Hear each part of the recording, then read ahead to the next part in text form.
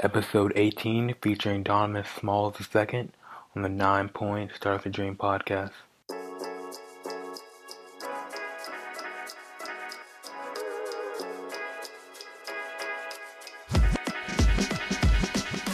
Hey guys, welcome back to the 9 Point Start the Dream podcast. This episode we have Donovan Smalls II. And when Donovan is one of those athletes that really is on a mission to kind of help give the world what he wished he had.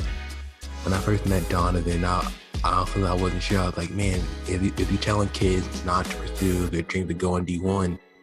But then I realized, no, what he's telling them to say is shoot for the stars, but also be ready to have that plan that's in place to win. So once you achieve that goal, or once you're done playing, you're ready to do something else with your life and kind of pursue that other goal. And it's what's good with him is just seeing how much he cares about these kids and how much he really wants to instill with them the knowledge and the value of leadership and just how to really win off the court, off the field, off the track, whatever they may be. So great episode here. Just he's going to kind of sharing his story, his values, his knowledge, just what he's doing, and just kind of really hope you can really find value in it. Just hope you can just really understand that, there's always a second pass you can make. You don't have to make that first pass. It's not there. You always have another route. So hope you enjoy, and here we go. Question I'll start with for everyone comes on is, when you were younger as an athlete, what was one of your bigger dreams and goals you wanted to achieve? So when I was younger, my big dream was to play Division I college basketball. And, everything seemed like it was going in the right direction. The first college letter that I ever received was from Florida State University. I got invited to the Nike camp, so I'm playing against guys like Steph Curry and Derrick Rose and these high-profile guys. And, that was one of my biggest dreams. I wanted to make it to that level. And so, just a little bit about my story. Things were going in the right direction, and, I'm a nationally ranked player. Not necessarily like top 5 or anything, but I was nationally ranked at the time. And, I get to my senior year, I'm excited, and then all of a sudden I don't have a scholarship. And so, throughout that process, there was a lot of disappointment and fear and anxiety, not really knowing what the next step was going to be for me. And so, I just kept at it. I went to prep school first, and then I went to try to walk on. I played Division II college basketball, and then eventually Division III. So, never really made it to that Division I level, but still I have a passion for it, and helping athletes as much as I can. Awesome, love it. So when you got to that point when you're a senior and you had no offers, was there anybody around you that was told you it wouldn't happen? I really had I had a great support system. I think, my parents, my brother, the people around me, they always taught me to, strive to whatever it is that your dream is. Try to get there, but make sure you also have a plan in place just in case, And so I could say that I did have positive influences to make sure that my academics were always in good standing. So, I didn't really experience any negativity, aside from, I think, just the regular things that student athletes go through, the political aspect of sports. That's probably the only negative, I would say. That's good. I think we need more people that kind of support our dreams, Yeah. Kind of give us the inspiration that we can achieve what we want to achieve. So once you kind of realized that you had to go another route other than D1, how did you kind of map that out before you took those steps? Yeah, man, I think it was a tough decision for me to make, not being able to go D1, but at the same time, I love basketball, and I just wanted to be back on the court. You being a football player, you understand the feeling of just being present in the moment, and, with the competing with your teammates and the crowd cheering your name. And that's the type of thing that I missed. And I also realized that my identity the essence of who I was as a person, it got caught up in basketball. It got caught up in sports to the point where that's all I wanted to do. I didn't think about anything other than playing sports at the time. So it really wasn't an option for me to not play. And so I just kept striving to find a home for me in terms of my athletic career. And then it ended up being a Division III school. Okay, so you say you end up being a D3 school. So I know sometimes our ego can really kind of get in the way. So what was it like going through the mental process of going from D1 dream to say I'm gonna go D3? When I didn't get that scholarship coming out of high school, it was tough because I feel like there was a lot of embarrassment. There was a lot of ego in there too, because, I was, ever since I was in, eighth grade, it was like D1, D1, everything's D1. You look on TV, you see these big name schools, North Carolina, you have Duke, you have UConn, you have these big name schools, and your ego sometimes as a student athlete won't allow you to see that there are other opportunities out there besides being a Division I college player. And I think, sometimes we just get caught up in that, and our ego won't allow us to explore those other options because we think that we're less than if we don't reach that elite Division I status. And so I experienced that, just that ego, but I had to check my ego and realize, and it took me back to the reason why I started playing basketball in the first place. And that was just because I wanted to be around my friends. I just enjoyed the game and I loved the game. And so I had to take that time to really make a mental shift and realize and just bring it back to the foundation of why I started playing in the first place. And that's what really helped me as I transitioned back to the Division III level. So for you, you're saying that like it was all about just the joy of the game. That was like kind of really like your driving factor. It wasn't about the money, the car, the lifestyle, just kind of being on the court with your teammates. Mm-hmm. Yeah, definitely. I feel like once you start to see that your dream isn't going the way that you thought it would go, you then start to evaluate the whole process and why you even wanted to go D1 in the first place. And then it just brought me back to, my eligibility is going to start running out soon. And I just want to have that opportunity to experience that flow, that level of comfort of being on the court and being with your teammates and playing. So that's really what it was for me. I had to check my ego and just break it back down to the foundation and why I started playing basketball when I was 4 years old in the first place. Perfect. So I know we talked before, and you said you went a few other steps to kind of get to that one school. Like you went the prep school route, you went the other Mm-hmm. like kind of tried walking on. So when did you kind of realize with those steps that it was just more of just like how did that feel going those routes trying to get to that next level? You know, I think because I was young at the time, I just thought of it as, you know what, if I go through this situation, if I go to prep school and I dominate, I'll be able to reach my dream of playing D1. So, going through that initial process, it was always D1 as being the end goal. But, I didn't really think about, what was going to happen, like if I didn't get there. So that was just the main focus for me. So as I went through prep school, I just saw it as a stepping stone to get me to where I wanted to be. And then I ended up not getting a scholarship after prep school. And I went to try to walk on at a Division I school. And again, that was just for me a stepping stone. I looked at everything as a stepping stone to get me to where I wanted to be. But then there came a point where I just had to look in the mirror and say, you know what, this isn't working out the way that I thought it would. Am I going to continue to be led by my ego, or am I going to, play this hand the best that I can and just be able to sleep at night knowing that I'm doing something that I love. So that's kind of how that process went for me. That's a lot of gold there. So what helped you kind of build that mentality that every opportunity or every step that was more of a stepping stone for you? And a lot of athletes, it's kind of hard to kind of have that to get over that. Like oh, this is another letdown, this is another setback? How do you kind of make it so where this is another opportunity for me to kind of improve or grow as a person or an athlete?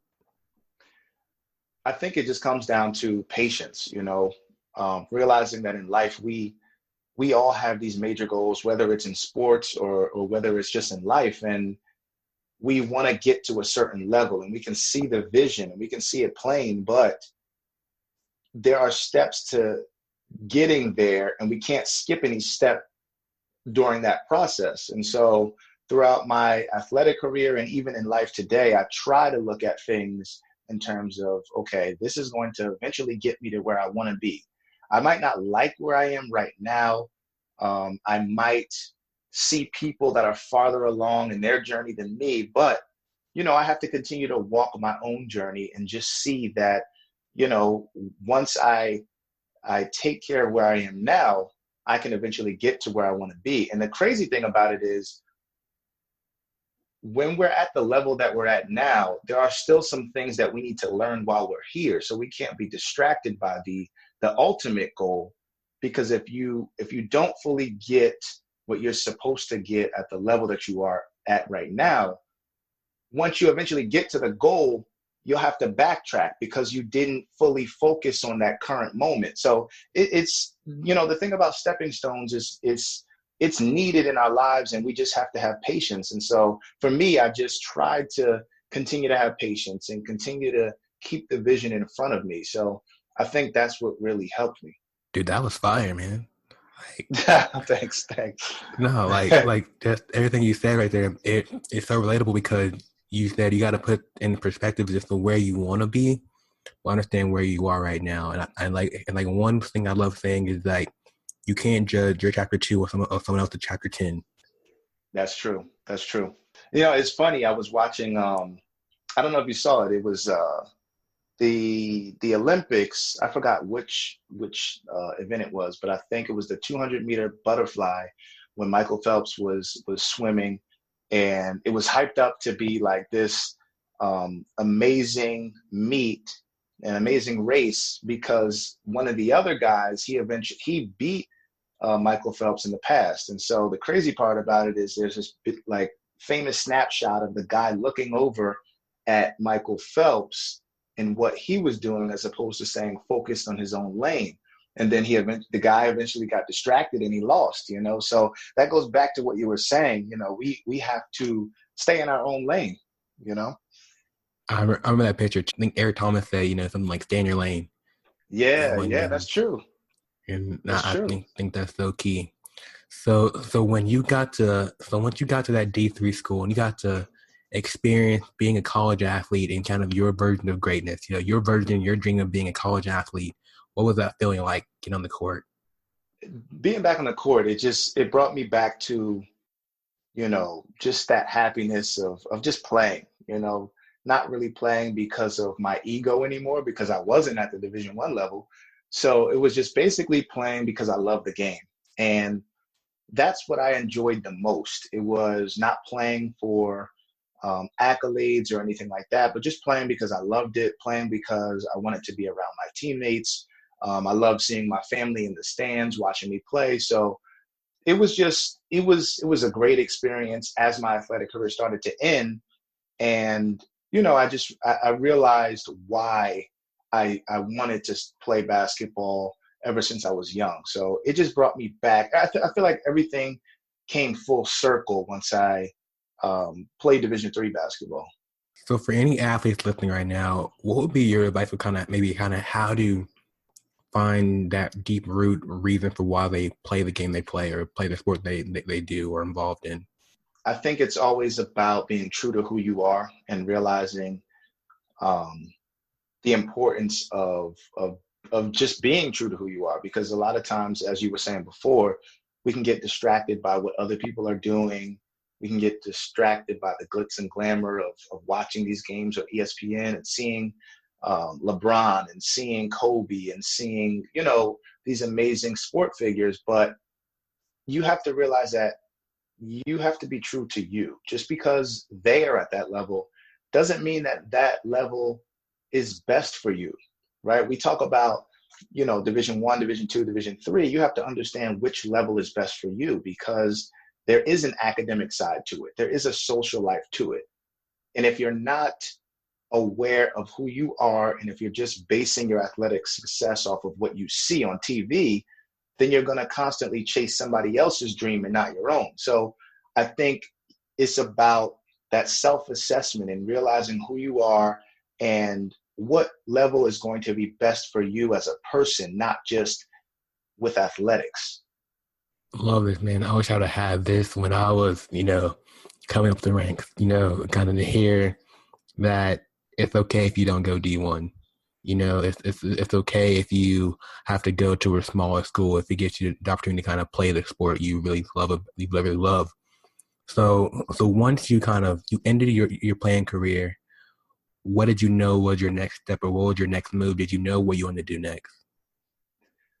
So as my athletic career started to end, I realized that, I didn't really focus on what I was going to do afterwards. I realized that I focused so much on getting to the next level in my athletic career that, what was going to happen when I was done? I can't play forever, and so I started to see a lot of my friends who made it to the athletic success that we all desire. They played Division 1. They went on to play professionally, but at some point their athletic career started to end too. So, that next step for me was to begin helping student athletes prepare for life after sport. You know, there were some friends and some family members that I've seen who are really, they weren't put in the best position to succeed after their athletic career was over. They're still struggling, trying to figure things out. And I think that if they were to take the time, and the same thing with myself, take time to figure out how you can leverage athletics into a career after sport, then I think they would have been better off. So for me, the next step after my athletic career was to help other people succeed in life after sport. And what does that look like when it comes to helping people succeed outside of sports or after sports? I think it really starts with having a plan, and I was thinking about this, and you probably remember this. In school, I'm an educator. So in school, every month we have a fire drill. And, during this fire drill, we go through the procedures and we go through this plan. And I realized that the importance of the fire drill is to make sure that you have a plan in place before, or just in case anything happens. And I realized that the only way that the plan is going to be effective is if you have a plan in place before you need to implement the plan.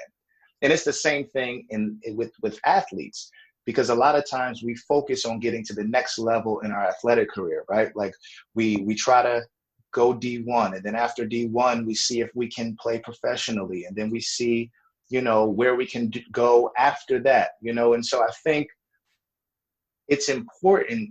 And what I realize is it's important to have a plan in place before you need to implement the plan, because that's the only way that it's going to be effective. So for me, I try to help these student athletes develop a plan. Who are you with and without sport? What is the role of education? What is the connection between life and sport? What are the transferable skills that you can acquire from sport and apply it to your daily life? So that's really what it looks like for me, just helping them in any way that I can. But it really starts with having that plan in place. And then from there, we go through personal and professional development. So when you kind of did your own kind of self-assessment, how did you see Donovan Smalls II as his life after sports continued? When I was younger, for some reason, I could never see myself doing something outside of sports. I knew that sports was going to be a part of my life, and I just needed to figure out how I could continue to use sports even after my playing days were over. So, I always wanted to just serve and help other people the best way that I could, but I also wanted to be specific and couple my purpose with my passion. So I put both of those together, and it comes out as, the second assist. It comes out as me helping student athletes win in life after sport. Because again, a lot of times as athletes, we can win playing basketball or playing football. Like, we win in sports, but we can lose at life because we don't have a plan. So, it just came down to me making sure that I coupled my purpose with my passion and use that every day the best that I can. Love it, man. So for anyone that doesn't really know, what is the second assist? So the second assist is a student athlete development program that focuses on education, athletics, and leadership. And the main mission is to empower student athletes with the tools needed to succeed in life after sport. So as a student athlete consultant, I go in and I plan these individualized workshops.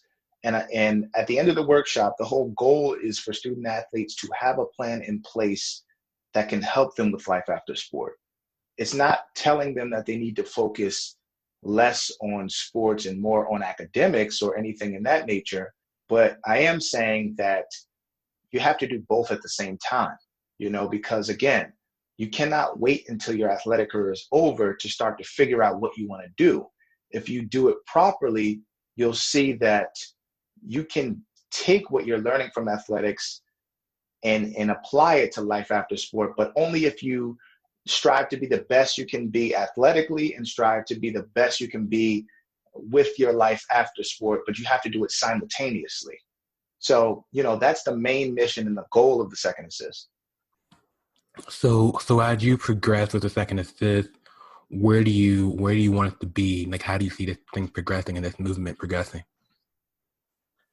I see myself conducting workshops all over the country and really helping student athletes to develop their plan for life after sport. Because again, you cannot run from the day that your athletic career is going to end. There's always this quote in sports and it goes, Father Time is undefeated. All of us have to retire at some point. And my whole vision is to make sure that student athletes can live a sustainable life with or without sport. And so that looks like me going in and putting on workshops, developing a relationship with athletic directors and essential personnel in the school system, and also the student athletes, just to help them any way that I can. So really just being that student athlete consultant. And man, when it's all over, it's scary because a lot of times you really don't plan, like you're saying. You really don't plan about what's next because you're so in the moment. And I think it's great to be in the moment, but you really think about, all right, if I get hurt today, right, what am I going to do? I know for myself personally, like, I was so caught up on that D1, and then I tore my ACL, and I was like, dang, what's next? Right. My That's true. ACL, my ACT score wasn't that great. I wasn't into a college yet, and I was like, all right, what do you do now if you don't get into school on sports?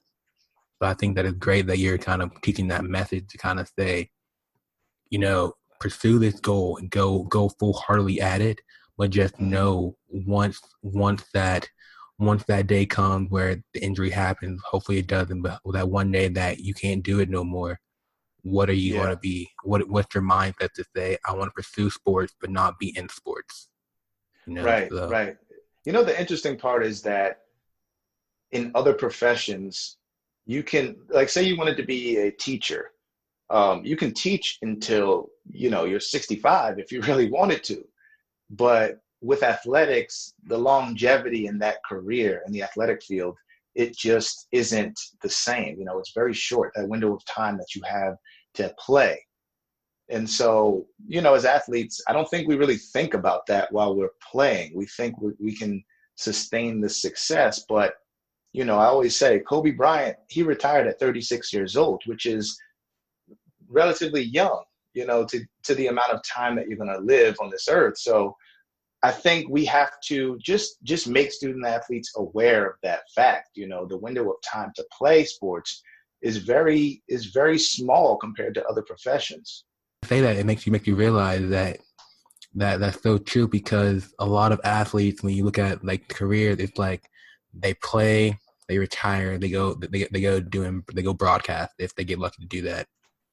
But Yeah, there's no really other avenue to kind of help athletes be athletes, but that's true. but not be on the court or on the field or whatnot. So that's interesting that you put it that way. Yeah, yeah. I mean, if you look at athletes too, like it seems like the only the elite athletes are the ones that go into, they can be an analyst, right? So, when we watch games, we see the analysts who were big time players or they played at a big program, so they get that shot. But unless you go into, journalism or broadcasting, like you said, you won't necessarily have that opportunity to carry your athletic expertise onto TV or in that nature. So yeah, it's kind of interesting. So once you go to these schools, and like what's like one of your kind of your maybe kind of workshops you kind of do to kind of give athletes kind of like a blueprint steps? Like what's like one of the first things you have your athletes do?